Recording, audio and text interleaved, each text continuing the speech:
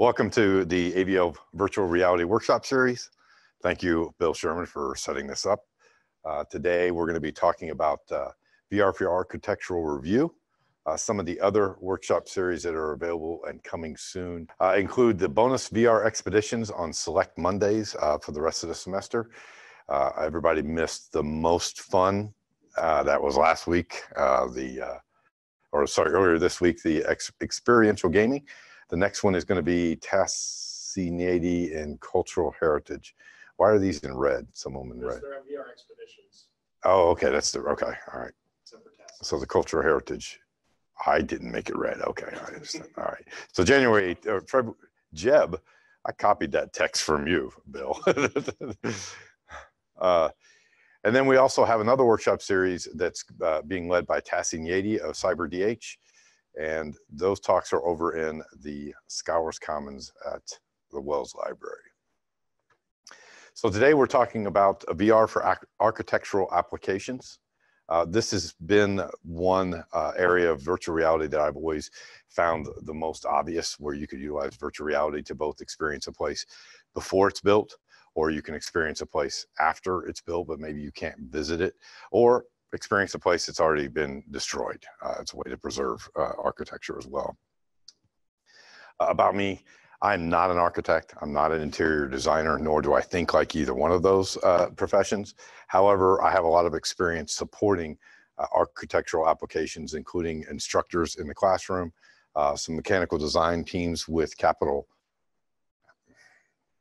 projects, formerly known as the Architect's Office. And I've also designed and developed several architectural walkthroughs over the years, and I have expertise with many 3D software packages, and I've been exposed to most of them. And I also have done a lot of 360 work. Here's an outline of what we're going to be talking about today. Today we're going to talk about instant virtual reality for architecture. We're also going to talk about custom virtual reality applications. And then we're going to touch on digitization for virtual reality. And then we're going to briefly touch on 360-degree data or spherical data for virtual reality. So starting with instant VR. So what I mean by instant is there's already a data and there's already a tool that you can load that data into virtual reality. It's very quick and very easy. So a little history of AVL supported instant virtual reality applications. Way back in 2000, my first project that our then manager, Eric Werner, now director of visualization, Eric Werner, charged me with was something we called the Virtual Space Lab. And that was because a lot of people came to us with models and they wanted to load those models and walk around them. Most of the models were houses, buildings, castles, as you can imagine. Some of them were historical ruins. And so we developed that application using CaveLib and Performer. Fast forward to 2006 when we debuted Microsoft Windows running our virtual reality theater in Indianapolis. And we kind of shifted away from CaveLib. We still used it, but we started using some other open source tools like OpenSceneGraph and OpenSG, and we still stuck with VRML and X3D. If you notice there's a red asterisk here, this is what I like to call the dark years of instant virtual reality, because we really didn't have an instant virtual reality tool. We relied on the one I wrote in 2000, but usually we were using another product and it wasn't quite instant to VR. And then 2017 to present, we have started deploying this product called Prospect Pro into the Reality Labs. And I'm going to spend the next several slides talking about Prospect Pro, but you'll notice we still have VRML and X3D because we always like to have an open source and free solution available. So talking about Prospect Pro. Prospect Pro is a tool that allows us to take Revit and Rhino models and go straight to virtual reality. So if anybody's had any experience with Revit, it is a very powerful tool. It's used a lot in architecture. Unfortunately, it's a very difficult tool to take the data into virtual reality. It used to take me about 8 hours to take one Revit file and put it into virtual reality. And a lot of that was because I was trying to not only get the geometry, but the materials for that file. We actually paid for a plugin from Sweden that would allow us to export those materials, but it was still a painful process. With Prospect Pro, its ability to take Revit into VR alone makes it a very powerful product. I have a 700 megabyte Revit file. It's the football stadium, and I'm able to view it in virtual reality in 3 minutes with Revit, and that's by exporting it and then importing into the Prospect Pro player. But then you bring Rhino into the scene. Rhino is another very popular modeling package, and I personally love Rhino. However, Rhino is not a great product for going into interactive environments because it's a NURBS-based modeling program, not a polygonal-based modeling program. So when you go to export from Rhino, you have to convert the mathematical parameterized surfaces into polygons, and that can blow up in your face. You might have too many polygons to go interactive. Well, with Prospect Pro, we can do a Rhino into VR very quickly as well. Sketchup is a tool that a lot of people like to use in architecture.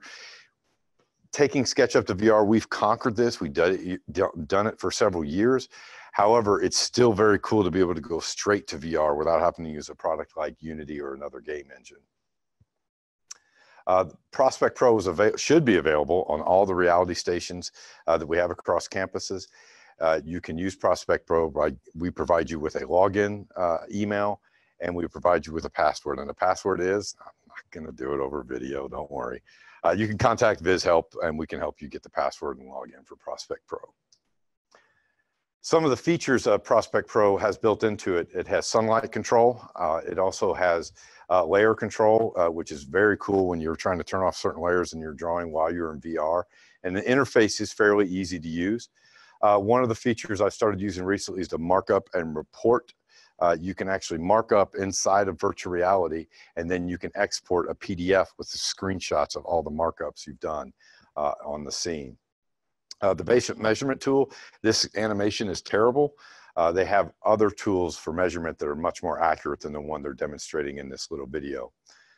One of the coolest features about Prospect Pro is its multi-user meeting mode. That allows people from anywhere in the world that has a Prospect Pro to join in, and you can be there virtually. You can hear each other, you can talk to each other, you have your own avatars. And if you're meeting with somebody that doesn't have Prospect Pro, they have this new mode called, minimize this window, guest mode. Now, I've yet to test guest mode. That's why we have the red asterisk there. But it should be that you can offer Prospect Pro to somebody that doesn't own a license to it, and they can join in with you. Same with desktop mode. You don't have to have VR to join in. So I'm going to go over a few examples of where Prospect Pro has shown some success. The first one was working with Scott Burke in Capital Projects. And what Scott was coming to use VR for was to look at mechanical designs for buildings. And he specifically was worried about when something was designed, can you reach it? Can you physically get to it?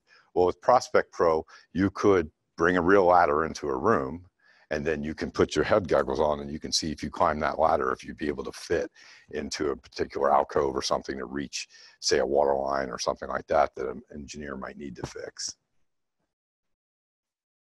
Another example Scott showed me that was very useful for where virtual reality was very useful was when they were reviewing this particular room that you see on the far right image. In this case, on 2D drawings, they were looking at the window that you see that's behind the blue avatar, VR02. And this window on a 2D drawing, they couldn't tell how tall that window was. But in virtual reality, they could immediately tell that it was not going to cause a privacy concern because you can see in scale that nobody would be able to see over that window into the adjacent room. Did you mention SketchUp? It says in the chat. SketchUp is coming. SketchUp is coming. So another thing we've done is comprehensive review. This is SketchUp, but there's more coming on SketchUp, don't worry. And this is just a comprehensive review of a site. So you can bring your entire sites in with SketchUp or any other 3D package that the Prospect supports directly. SketchUp. So this is one of the things that's really cool about Prospect Pro. You don't have to have your own 3D models even. You can go straight to the Trimble SketchUp 3D warehouse, and you can look up other people's SketchUp work and you can import it into Prospect Pro. So if you have your own SketchUp file, no problem. You load it into you fire up Prospect Pro and you load the file directly into the player. But if you just wanted to visit somebody else's work, you could go to the 3D warehouse and look up somebody else's work, download it, and load it into Prospect Pro. I don't even think you have to have SketchUp installed on your computer. I haven't tested that because every computer I use has SketchUp installed. What's really fun about it is you can punch in some famous architectural sites, but I'll warn you, if you punch in falling water or something like that, you're going to get 50 different people that have made their own falling water, and I don't know which one's accurate and which one's right. In this case, I was downloading some famous Czechoslovakian architecture. I don't even know if it's real, to be honest with you. And I went into the environment, and you'll notice I didn't put any interior scenes. That's because their scale was way off. Or Czechoslovakian people are very tall because the chairs came up to my neck. Prospect Pro has been a very valuable tool in our architectural classes. John Rasick has been teaching interior design courses, furniture design courses for School of Art, Architecture, and Design for several years. He's been utilizing the Advanced Visualization Lab to put a lot of his student projects into virtual reality. And he used to have to use our custom workflows, but very recently he could just now use Prospect Pro and have his students' work loaded instantaneously into virtual reality. Another instructor up in Indianapolis, Beth Huffman, is trying to push her classrooms into the future, her construction classrooms. And so she's been using Prospect Pro on a professional level. So what she does is she goes out, she picks up a client in the community that wants to have something redesigned. Last semester, it was a Buddhist temple up in Indianapolis area.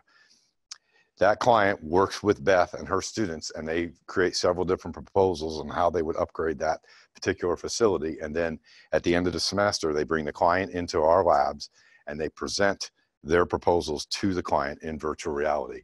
So the second image you see here on the bottom right, that's the Buddhist monk, and he's actually experiencing the students' designs in virtual reality. There's going to be more on this one coming soon. They just came out and a film crew did a shot, and they're going to advertise what's available at the IUPUI campus for students. Another way to do a VR instantly is to see if it's already built into your application. So these are just two applications I'm highlighting here. Autodesk VRED, which is a rendering and a scene graph tool, and then 3D Studio Max Interactive, which is a free plugin for 3D Studio Max. It allows you to take your 3D Studio Max files and bring them into virtual reality. I wouldn't call the 3D Studio Max Interactive necessarily instant VR, but it's pretty close. And the interactive application is very similar to using a Unity game engine or an Unreal game engine. So now we've talked about our basics for instant virtual reality for architectural applications. We're going to talk about custom virtual reality for architectural applications. And the first thing you have to ask yourself is, why would you do custom virtual reality versus instant? Well, the first one is you usually get a higher quality rendering with custom virtual reality. You can bake your lights into the scene. These two images on the right are of the exact same model. The top image is from Prospect Pro. It looks very much like the original model. It looks like a Sketchup file. The one on the bottom is the same Sketchup file brought into Unity, but it's got 32 different lights baked into it, so it adds a lot more realism to it. You get some shadows in the scene. You also might want to do custom interactions that Prospect Pro doesn't support. We've written one that's on these reality labs here, where you can pick up certain pieces of furniture and you can move them around in the room and redesign the space. With custom VR, you also have the potential to work on all devices. HMDs, large format, multiple operating systems.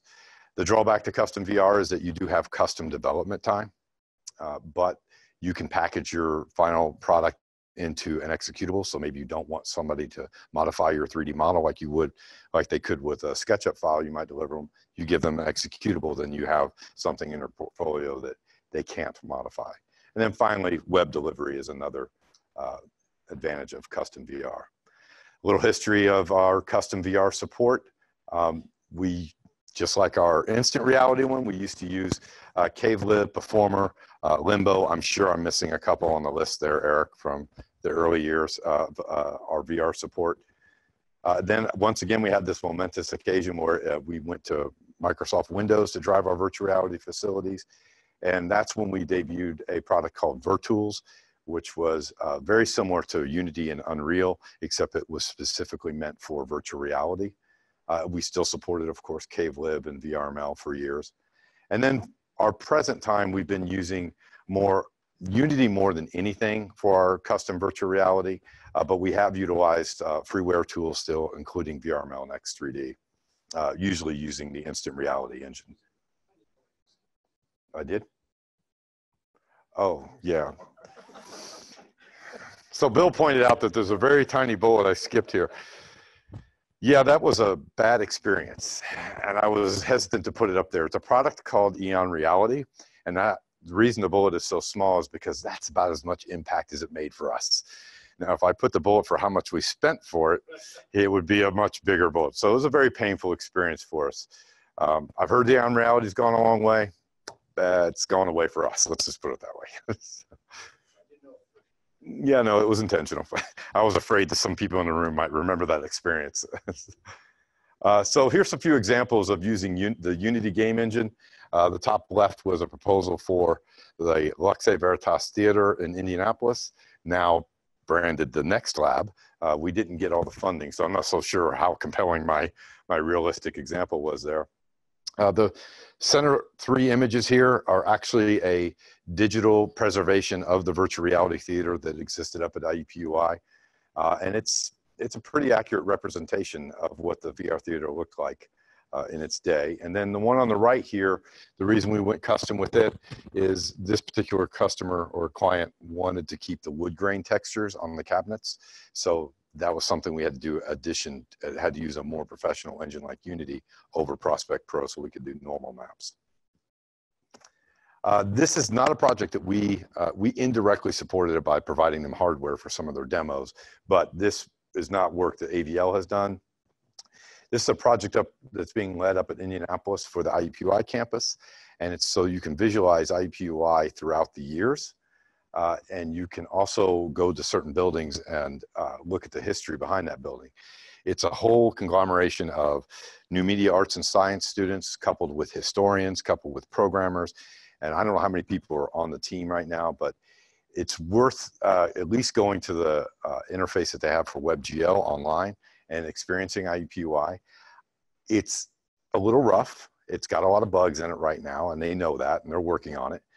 But I like the ambitious thing that they're doing here. They're actually linking the trees with, I think, was it GIS data? Yeah, data from the campus. They have the trees in the right location. They have the historians providing the information about the buildings, why they were built, who was behind it. But like I said, they have a few bugs, and I'm a little worried about IUPUI because something's going to happen in 2019, and it looks like it's pretty dramatic. So obviously they ended it 2018.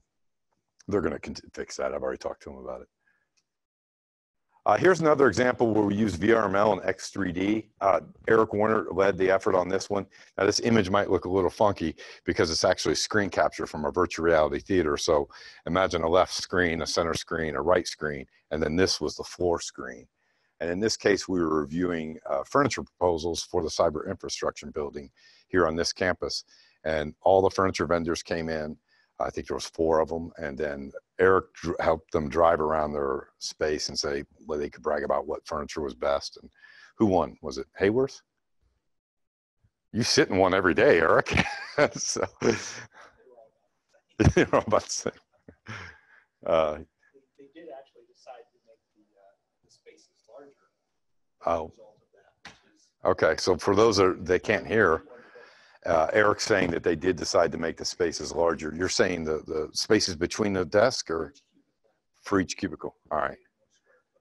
All right, there you go. All right, well, so what we need to do, if we want more space, then I need to make my furniture even bigger and cheat a little bit, right?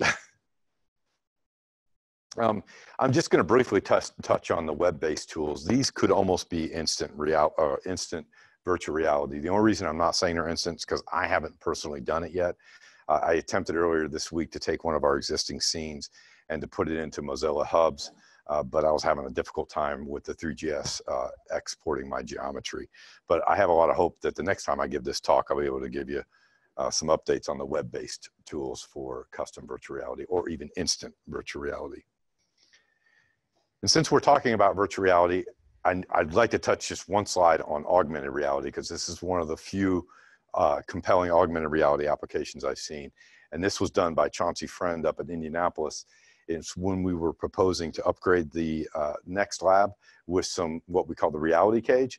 You can see Chauncey on the left here He designed the space, put all the furniture in there, and then walked around the space with a Microsoft HoloLens and what it was going to look like. And so on the left, you've got the proposal, and then on the right, you've got what it ended up looking like in real life. It's hard to see because it's really dark, but you can see the digital assets in this augmented reality scene, but the walls and the floors are the real walls and floors. So we've talked about instant virtual reality, talked about custom virtual reality. We talked about how you can take other people's data and bring it into VR or your own data. But what if you want to capture some data using digitization techniques? So I'm going to touch on a few different ways you can capture data for virtual reality. This first example was led by Zeb Wood and Albert William up at the School of Informatics in Indianapolis. And they were trying to preserve the Bethel Church in Indianapolis. For those that don't know, the Bethel Church was the, I hope I say this right, the oldest African-American church in the state of Indiana. But it's being renovated, and I think it's being turned into a hotel. I really don't know what it's being turned into. But they wanted to capture what that church was like, so it was a digital preservation project. They hired a company out of Lebanon, Indiana, named Online Resources. They came out and did a LIDAR scan. I think it took them 15 or 16 scans to scan the entire church. Then they brought that digital data back, and Zeb's students and Albert's students recreated the church based using LIDAR data as reference, and they used Maya to recreate the church. And they're using the Unreal Engine for playback in this case. And I don't think this project has been released to the public yet. Zeb was still doing, he wanted to add some more interactions in the church. I think the coolest thing about this one was we actually had somebody that went to that church all her life come and see it in virtual reality, and she had no clue that we had done this. And it was neat to see her say, yeah, that's where the piano is. Yeah, I sat right here. Another tool that we support is the Matterport technology. So the Matterport is a 3D scanner and a 360 capture device. In this case, I scanned the Center for Teaching and Learning up at the IUPUI campus. Took about 6 hours to scan the space, and then you can experience it in virtual reality. The one drawback is you have to do it inside the Matterport environment. So you're locked into Matterport's ecosystem, which means you have to go to their server, and you have to you don't have to log in to just view it, but it's a little bit of a problem because when you want to grab the geometry out of a Matterport, you got to pay to get your own geometry out of it. The one that we're most excited about is what we call scalable photogrammetry. Now, what I mean by scalable photogrammetry are two things. The first scalable concept of photogrammetry is that of all the digitization devices we have, photogrammetry can work for things that are as small as a little trinket all the way up to capturing entire sites, like an entire cityscape. So that's the first thing that's scalable about photogrammetry. The second thing is we've installed software on our research desktop that allows people to come in and log into research desktop and to use photogrammetry software without bogging down their own computer. They'll be utilizing our supercomputing infrastructure. So that's the other area that it's scalable. And you can use photogrammetry to capture sculptures. This is work that Tassie Nady's done in CyberDH. This is the Ernie Pyle sculpture. She's captured several sculptures on the IU Bloomington campus. We are just now trying to capture interior spaces. The Matterport is our go-to device for capturing interior spaces, but we're trying to get better at capturing interior spaces with photogrammetry as well. This was just a first attempt of capturing the next lab up at Indianapolis. The good news is it might look rough here, but this geometry is actually a little bit better than what you get out of the Matterport system. So look for more updates on this slide coming in the future as well, because we think we're going to be able to do a whole lot better.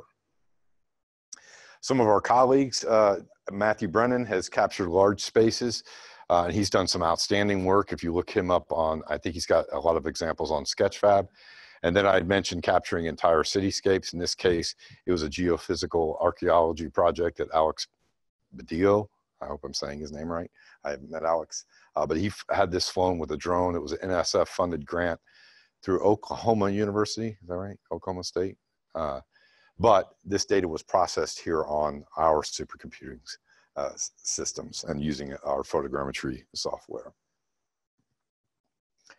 I'm going to talk briefly about 360 data for virtual reality. So Matterport, again, is an excellent tool for capturing 3D data. I'm sorry, 360 data. I think the Matterport does generate some of the best 360 data out there. I think it's even better than the InstaPro. I haven't looked at the resolution of what their images are, but it generates very good 360 data. But you're locked into their ecosystem once again.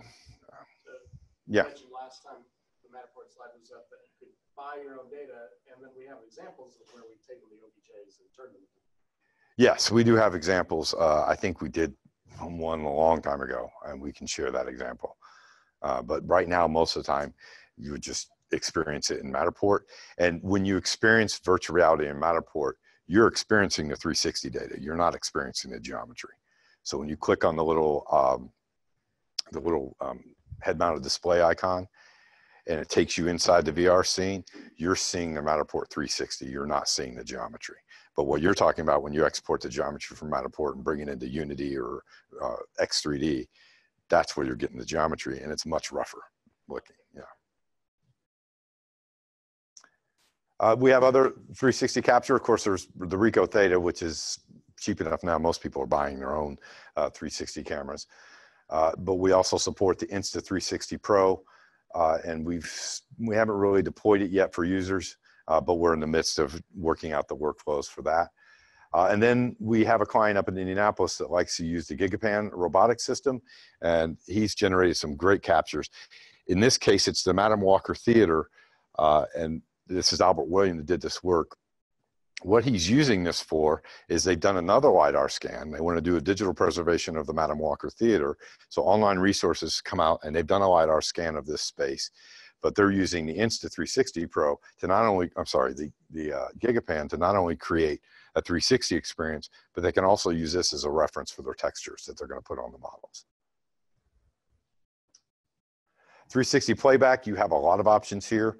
I invite you all to go to UVisit IU. It's a decent experience for touring the IU campus. Tassie Nadia and CyberDH has also recently created the Google Expeditions for creating the IU campus limestone tour. And then you can get a lot of different applications online for, on your phone or on Steam for viewing 360 data.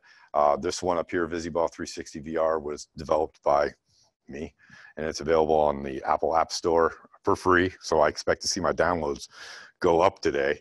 But there are tons of these applications. I will say this, Visiball 360 VR was the best for creating your own walkthroughs for at least a week. So, and that brings me to next week's talk is going to be about developing for mobile virtual reality. I hope I didn't miss anybody. These are all the people whose slides I either stole or images of their classes I took. And any questions?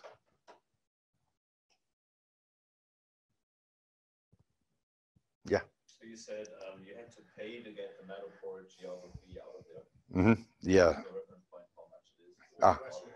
Yeah, so the question is, we have to pay to get our geometry out of the Matterport ecosystem, and the price is $49, and they call it a Matter Pack, and I believe it also gives you the 360 photo, but don't hold me to that until I verify.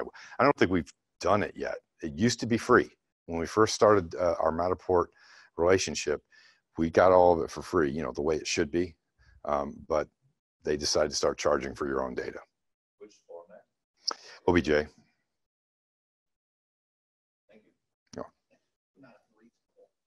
It's not a terrible price. It's just, as you can imagine, it's difficult for us because we want them to be, say you came to me and you want to buy your own geometry. Great. We go to Matterport, we say, hey, Andreas wants to buy his own geometry. Can he use his credit card? No, that's been the problem, is setting up some kind of a billing system. We're still in the midst of figuring out how we're going to do this. Could you talk a little bit, you presented a lot of nice options there. How do you advise somebody on which one to use? How do I advise on which one to use for which situation, I guess? Yeah. Want to do an online guide to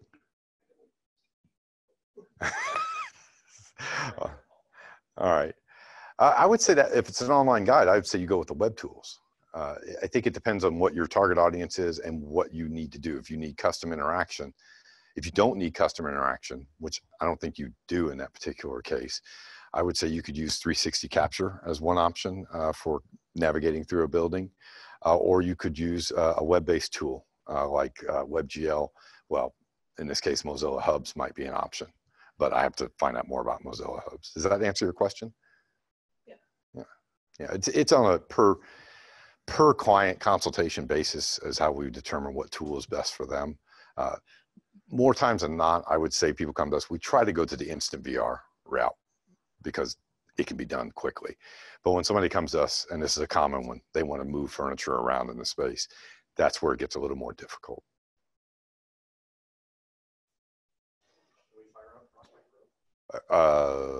Is it installed on this station? Yes, I have.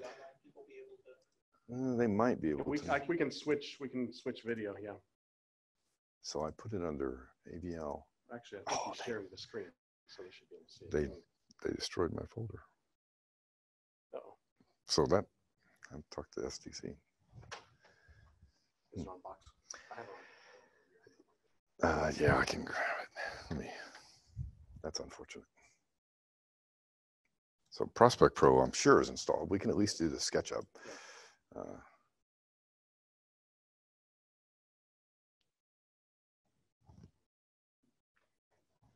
So how Prospect works for when you're in the Reality Labs, the installer is installed for every user. And it's installed per user. We've already talked to the people that develop Prospect Pro and said we want it installed for all users. So when you fire it up the first time, you got to wait for it to be installed, which usually takes less than a minute.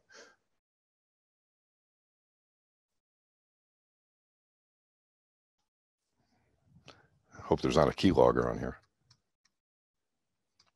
So the usernames are how you log into Prospect Pro is you have the usernames are all the same except for this last digit here. It's AVL plus Iris 01, 02 up to 15. Right now, I'm not telling the password. right now, Andreas, you could log in as 01 and so can I. Yeah. Yeah, but we're trying to get that, the vendor knows that's a problem right now. And so they're going to get that fixed. And what we've asked them to do is to block you if you try to log in with somebody else has already logged into it. So then you can roll over to the next username. And then we've also asked them that when you're done with Prospect Pro or you log out of the computer, that automatically, when Prospect shuts down, that automatically sends the license back.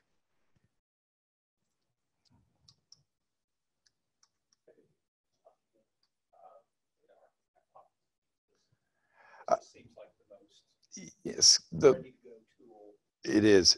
Scott Burke was using it quite a bit for some time. I don't know if he's still coming over to IUIC 10 or 105. Yeah, he was using it because he liked it for the mechanical aspects. Because he said so many times they built a building and then the mechanical teams go in, and maybe there's a valve to a water main, and I can't even turn the valve. I can't get my hands in there because they put a wall too close to it or something like that. So he likes it for that purpose. So I'm going to go ahead and go through the easy one, and that's to go to the 3D warehouse. Is there a punctuation at the end of the password? Yes. Oh, the house is still there. I don't know why it's not the right scale.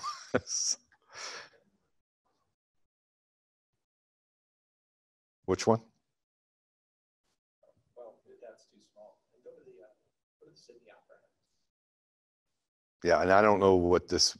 You got to be careful when you go to this 3D warehouse because you really don't know who. You know, it's almost like Wikipedia. You know, well, I'd say Wikipedia is more reliable. You don't really know who modeled it. Like I don't know who this is. I don't know if you guys can read. I can't read that. So you import a Sketchup file, like an SKP file. Mm-hmm. Yeah, so I'll go ahead and do it I'll do this one for demonstration. So I'm going to hit download. And is it downloading? And I'm going to do the 2018 model just to be safe. Everybody read those terms and conditions, didn't they? Then you can add, so in the interface here, if you want to do Rhino or Revit or Navisworks for that matter, Prospect runs as a plugin inside of that software. But for SketchUp and all the other file formats it supports, you simply open the file directly.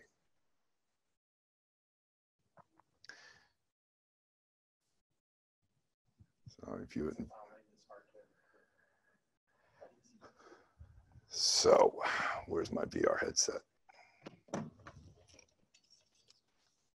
Oh, we're all cabled up.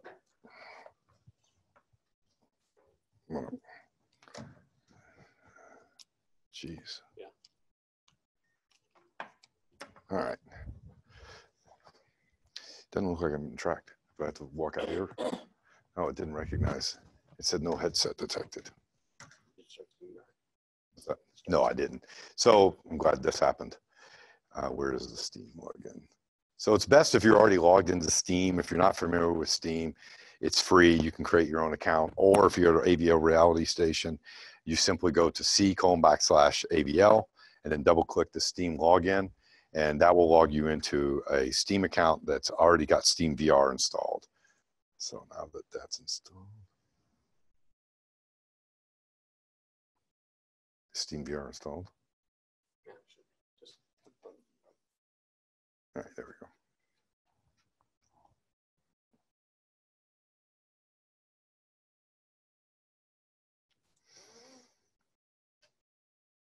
Okay. I'm responding. It's working? All right. Now Prospect should detect that you have VR. If you don't have VR, it starts you in desktop mode. Okay. Let me take that thing and I will try to go slow.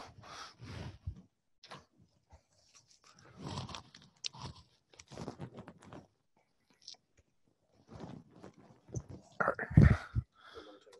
No. All right. I don't know. I have to keep these kind of centered for you to see them. All right. So it's going to make me do the tutorial, which I'm going to skip. But if you're a new user, go over to the tutorial. So Prospect starts you in this giant mode where you're standing outside your space and you can navigate around it. And this is the Opera House down here. And oh, cool. They got the Google image with it as well. In your left hand, or I'm right-handed, you can switch controls if you want. You've got your interface. Bill, let me know if I don't have anything on the screen. Yeah, it's there. Okay. And then in your right hand is your navigation tool. So I'm going to now teleport down as if I'm to scale with this Opera House. So now I see it in front of me and it's to the scale that they designed it. One of the cool features I mentioned was the sun setting. So you can pick the day and time of year. So I'm just changing the day right now, leaving it at noon. Now this is assuming they modeled this model correctly with north, which I assume they did. And then you can do nighttime, and I don't know about the measurement on this thing. I don't know if it's the right scale. I mentioned I didn't like the measurement tool they brought. Oh, sorry. Now you did it to me. You took me out of my app. So metric imperial measurement, but I like the perpendicular mode because perpendicular mode allows you to select, and if I can get underneath there, select, and it automatically creates a perpendicular measurement. So that says it's 22 meters to that peak there. And your measurement's put on your hand.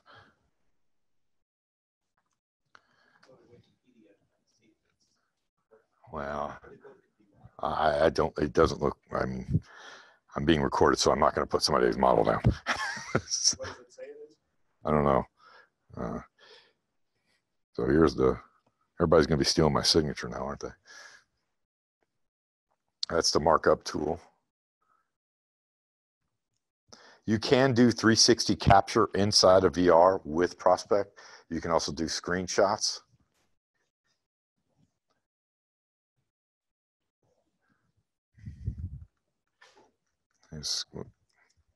So you can see I got a screenshot tool here. So there I just took one, and then you can turn on 360 capture here. And then you just look where you want the front of the 360 image to be, and then you click the trigger and you'll capture a 360 image. So the highest point is 200. Somebody do the metric. Well, you won't hear. About 70 meters. Yeah, I don't think this is accurate. Let's see. Let's get over here.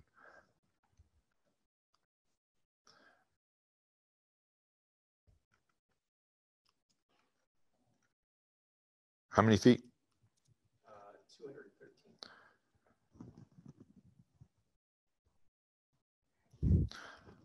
I don't know if that's hitting that peak. Yeah, 97 feet. That's not right. So that's the interior measurement. If they measured on the thing, I guess that's more of a Sketchup question. Does that guarantee that it's? From my experience, it should, but it might be that they have the right Google Earth, but the wrong model. Oops. I don't know how you get to the Opera now.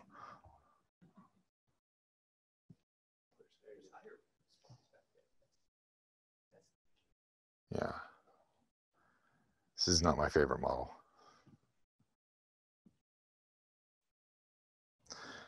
Anyway. Any other questions?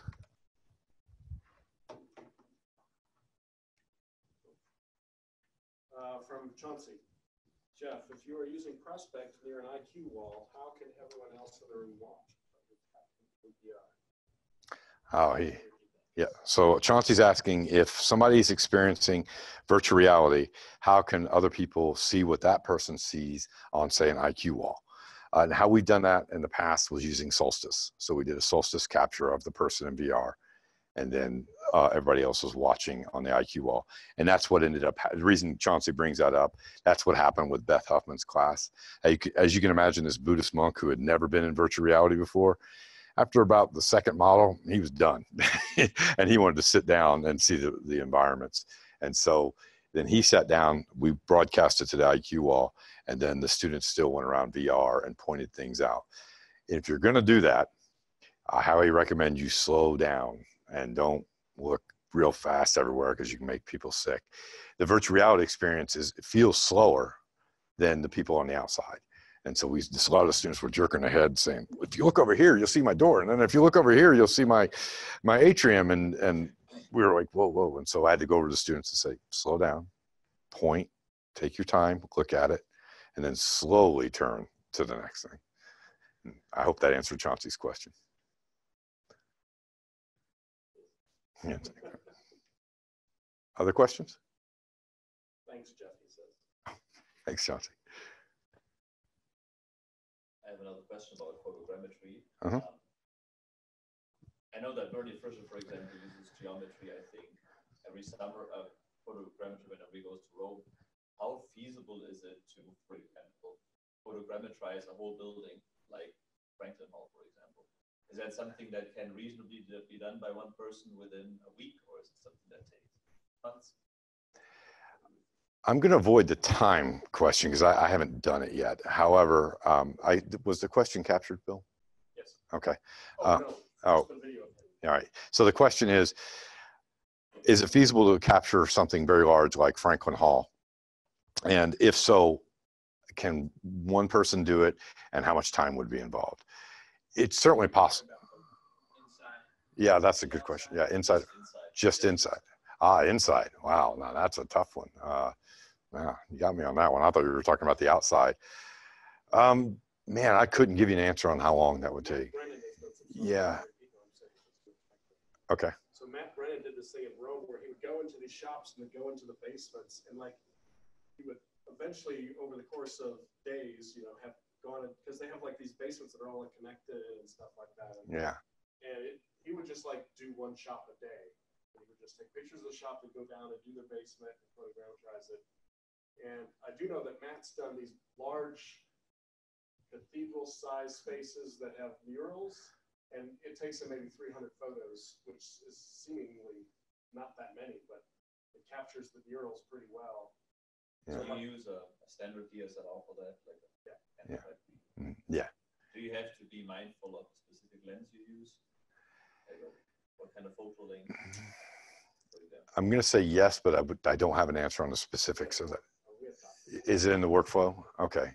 All right. I didn't know if that was in. It's more important to maintain consistency to use the same camera, the same setting across the pictures, and the photogrammetry algorithms. That's part of what they do is figure out your lens properties either through exit metadata in the image or through geometry. Yeah. So when you compute a 3D model out of this, does it come with texture? Or do you have to apply those manually? Yeah. No, it comes. Oh, the question is, when you photogrammetrize a building, say an interior, does the resulting model have textures, or do you have to apply those textures manually? The textures are part of the photogrammetry output, so you will get a texture map from that. You may have multiple texture maps depending on the size. Is one thing I wanted to note, Andreas, before you go do something like this, it's useful to have unique items. So, for example, this room, the back wall is not going to be a problem because we've got these different photographs on the back wall, and that helps the photogrammetry algorithm track the camera. But if you were going to do, say, a long hallway that's very has soft lighting and doesn't have any geometry outside of just two walls and a ceiling and a floor, that can cause problems with photogrammetry. We haven't done it yet, but you can certainly put a marker on the wall like a fiducial. That is one of the things you do with even a Matterport system. But as we do more experimentation and interior capture, that's just something to keep in mind. Yeah. We have presentations on photogrammetry coming up in this. Yeah, if you want to learn more about digitization, the library workshop series is going to have 3D digitization in, it's on my slides.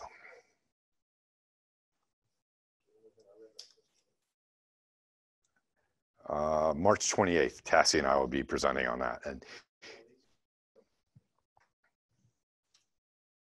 hopefully by then I'll have more interior results. No pressure now that I've set it on camera.